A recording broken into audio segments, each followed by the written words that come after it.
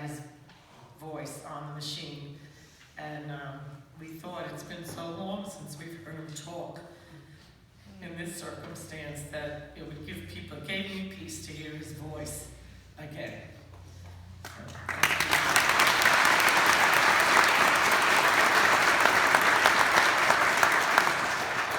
Not to make everybody cry. Well, Daddy, these past 7 years have been tough. I guess you decided without Mom it was enough.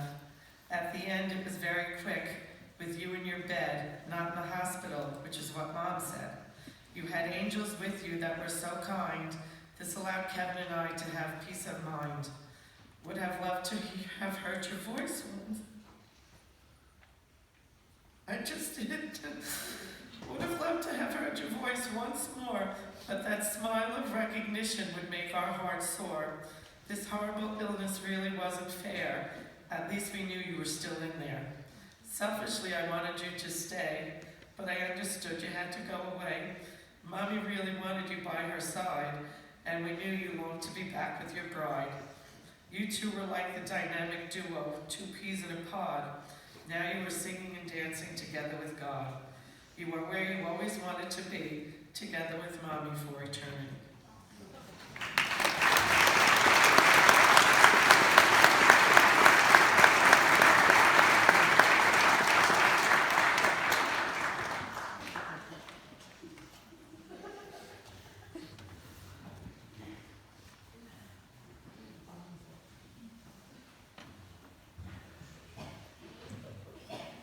So, as I was saying, Mom and Dad's was a love affair for the ages.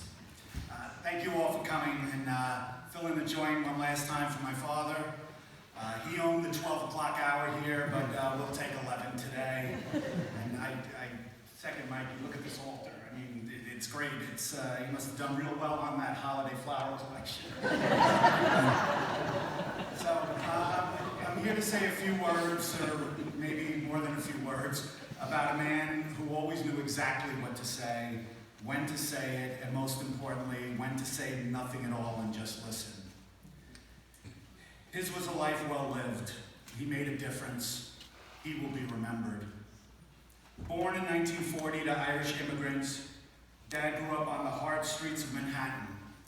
Well, it wasn't exactly 5 points. It was more like 47 between Park and Lex. But he did run with a rough crowd, the likes of Tom Hennessy and Elaine Brennan. Not exactly the Sharks and the Jets either, I guess. So while his address was highfalutin, Grandma Danaher was actually the super, and Nanny Danaher worked as a maid. They lived on the top floor, what today would be the penthouse, but back then was really just where the help lived. I think growing up in the shadow of wealth and privilege shaped Dad's view of the world and his need to help those who had neither. Dad attended St. Jean the Baptist School and then, like every good Catholic boy in the 50s, went away to the seminary. Luckily for Noreen and I, that didn't take, and as Grandma Brennan would say, he was destined for 2 heads on 1 pillow. The person sharing his pillow for all those years was Eileen Brennan, the barkeep's daughter. What more can I say about the two of them? Theirs was a marriage to aspire to. He would refer to her as his bride, as if they were newlyweds, and that's how they lived their lives. It wasn't all one long honeymoon, but their love was a constant, and their devotion to one another was evident to all. As Michaela said, the morning he passed, they hadn't spent a Christmas apart in 56 years, so they weren't about to start now. As the gospel says, there are many rooms in my Father's house. You know, isn't that just great imagery? Isn't that what this kind of crazy, wonderful faith of ours is all about? You know, it's not the sit, stand, meal, no meat on Fridays. It's that at the end, if you live a good life, or at least try to, there'd be a room waiting for you in God's house. And Mom's been preparing that room for Dad since July. I can see it now. She has it painted a god-awful red. And there's a damn California king bed stuck right in the middle. But just think of the party they had up there to welcome Dad, you know, with Mom there, and his parents, David and Rita, Mike and Ann Brennan, his brother John, Butch, and his best friends Tom and Jim, and so many more. I'm sure the old Irish aunts with the tilted wigs had him do his Kevin Barry. I bet After Hours was in Tom Ahern's room, where they sang Chantilly Lace and Help Me Rhonda all night long. As you can imagine, he was a great father. As Mom would tell us, Dad spoiled me and Noreen rotten. She'd be dealing with us all day, but when Dad came through the door, the screaming and horsing around would start. Kay heard it from upstairs in the Jackson Heights house and always knew when Kevin was home. He taught us so much by his example. Before spell check, it was always, "Hey Dad, how do you spell perseverance?" And the response would be, "I don't know, how do you spell perseverance?" He knew if he gave us the answer, we wouldn't learn anything. That's how it was growing up. He wouldn't give us the answer. He would support us, guide us a bit, and then hope we came up with the right answers. Believe me, he was a tough act to follow when raising our own kids. And I found my internal dialogue asking more than a few times over the years, how would Dad handle this? But with him as a role model, hopefully we did okay and haven't screwed our kids up too much. As a grandfather, the screaming and horseplay got ramped up even more. He loved our kids more than anything, and they loved him right back. He'd let them get away with murder. He was never a yeller. That was Mom's job. But with me and Noreen, he would give us that look, and that was usually all it took, the look. When we were kids at Mass, if our butts touched the pew while we were kneeling, we'd get that look. But with the grandkids, forget it. They'd be climbing around, Cheerios everywhere, and Dad would be all, "Well, let them be, they're just kids, they're not bothering anybody." How things have changed. I know it's been hard on you guys, losing him so quickly after my mom, but just think how lucky we were to have him for as long as we did. He made a difference in all your lives, and you will remember him. While raising his young family, Dad went to night school and got his undergraduate degree from Fordham. He would eventually go on to earn 2 masters from Hunter College, one in social work and the other in guidance and counseling. In the early 70s, he worked for a Dressograph Multigraph and sold the first generation of computerized cash registers. The ones where instead of having to ring up $1.99, you just hit the one button for Big Mac. It sounds simple, but at the time it was pretty cutting edge. But I guess Dad didn't see much future in technology sales in the 70s. That industry wasn't going anywhere, right? So he made the shrewd career move of becoming a federal probation and parole officer. He worked out of the Brooklyn courts, and that's where he really started to make a difference. People the rest of us would cross the street to avoid, he called his clients. Dad felt these guys never got a break in life, so he always tried to give them one. As a probation and parole officer, you could either be all about the law and order, kind of looking to lock these guys back up, or you could be more of a life coach, looking to help them be better. Guess which side Dad is on? He volunteered for the toughest caseloads. He helped the chronically unemployed write resumes and practice interview skills. He counseled those with substance abuse problems. And when AIDS came along in the 80s, he took on the guys that no one literally wanted to touch. He set up a program in Danbury Prison where companies like AT&T came in and taught the inmates a marketable skill, something that would give them a chance at success on the outside. But he wasn't naive. He carried a gun when he went out in the field. We thought that was hysterical. My dad was packing heat.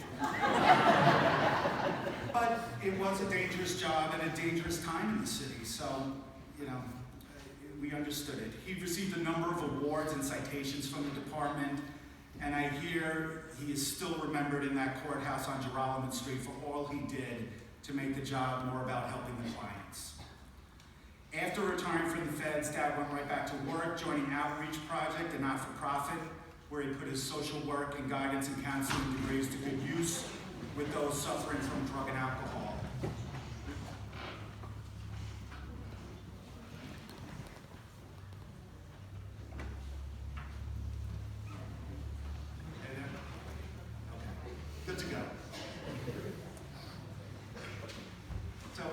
ticket to heaven wasn't already punched numerous times, he ended his working years as a chaplain, ministering to the sick and dying.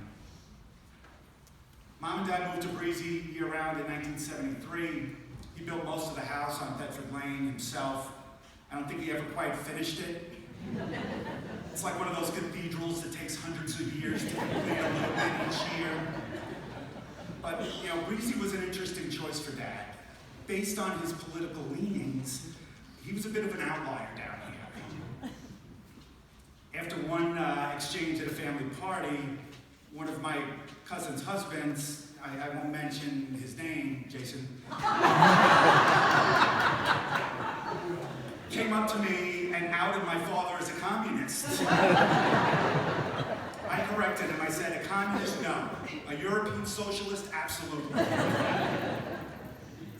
And for those of you keeping track at home, Dad would have loved this Pope and hated this he loved the Pope and hated the president.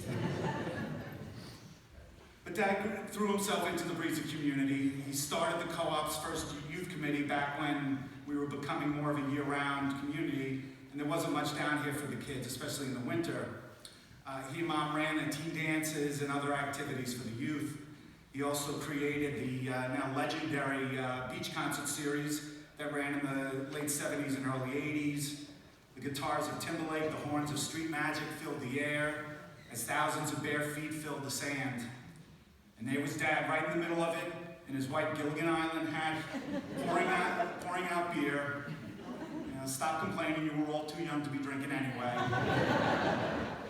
But really, at the time, no one argued with him. It was a sign of the respect they had for him. Could you imagine someone today getting away with walking into a crowd of 15-year-olds and just pouring their beer out into the sand? It's a different time. Dad eventually joined the board of directors and served for several terms. He was there for fights over sewers, the pool on the beach, didn't win those. He also made a famous motion to ban alcohol at board meetings. Didn't win that one either. But again, he certainly was remembered. A true Renaissance man, he could sing, play the guitar, dance a lindy, write like a pro, mesmerize a crowd with his oration, and build a one-of-a-kind Mardi Gras float. Remember the Trojan horse? Greatest float in the history of that parade.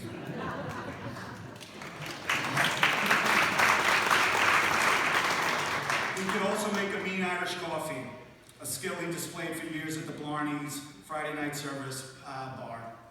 As Gipper reminded me, he always brought my friends back their first beer. I saw Bobby here, but don't tell Franny. Dad's ministry didn't just focus on felons and junkies. Some of his most significant work involved a group that was much harder to get through to, teenagers in Breezy Point. You just saw some of those hard cases up here. Thank you all very much. That was beautiful. Mom started the high school CCD program down here in the 70s, but Dad soon came in and took it to another level. Hundreds of girls and a few boys went through the program, Wednesday nights at St. Edmunds. The centerpiece was the annual retreats, or discoveries as they were known, on the top floor of Nazareth High School. Palankas, Father Abraham and his 7 sons, and Walk With Me Jesus were all used to help the girls bond with each other, reflect on their young lives, and realize their inner value. As I've heard from many of you over the years, and especially in the last few days, these were life-changing events that made a real difference at a pivotal time in many lives. And much of the credit goes to the guy who always knew what to say and when to listen. His other ministry was the 12 o'clock folk mass. That's how he's remembered by many down here. For a whole generation, he was mass. He had the perfect voice for the job. In the 70s, it was all about engaging the congregation. Dad had what's called a Kamali voice. It was good, but it was not so good that you felt you had to just sit back and listen. It was a voice that encouraged you to sing along. There were so many masses that he made special by his presence, not to mention the funerals, weddings, christenings, and communions over the years. Every Mother's Day, there wouldn't be a dry eye in the house when he sang about those leaves bowing down when you walk by. When the parish collapsed the 11 and 12 o'clock masses into the 11:30, Dad was out of the gig. the powers that be decided to go with the choir. I don't know if you remember the choir back then. Let's just say Whoopi would have had a hard time getting them in tune.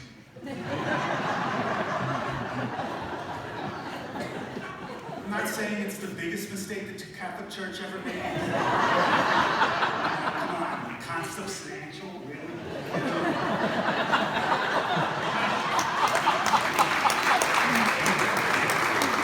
That was pretty close. Anyway, things were a little looser back then, and I appreciate Father Rader indulging us a bit on our song selection today. These were some of Dad's favorites, and we wanted to hear them fill this building one last time. The first recessional we'll sing in a few minutes is Alleluia. I know that it's an Easter song, but Dad was an Easter Catholic. For him, it was never about the suffering of the crucifixion. It was always about the resurrection, new life, and hope. The second recessional is just one of Dad's greatest hits. And sorry, Eddie, it's not about him. Dad can put together a prayer service like no one else. The readings, the music, the reflections.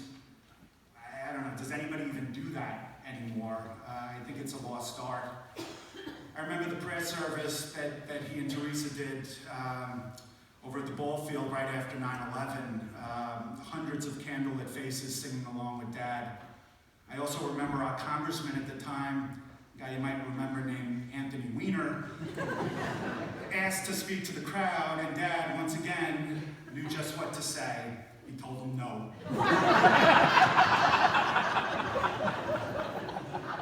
Dad approached these ministries with such sincerity, it was contagious.